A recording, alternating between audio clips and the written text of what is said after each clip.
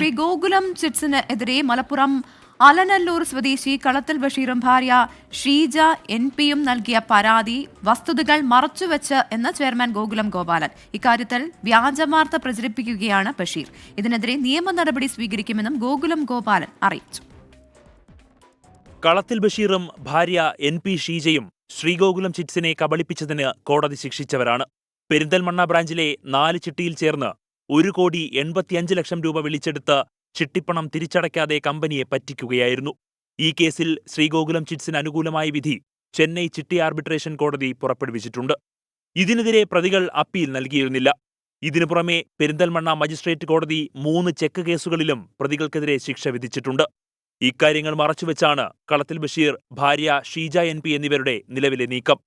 അടിസ്ഥാനരഹിതമായ ആരോപണങ്ങൾ ഉന്നയിച്ച ഇരുവർക്കുമെതിരെ നിയമ നടപടികൾ സ്വീകരിക്കുമെന്ന് Sree Gokulam group of companies chairman Gokulam Gopalan വാർത്താക്കുറിപ്പിൽ വ്യക്തമാക്കി.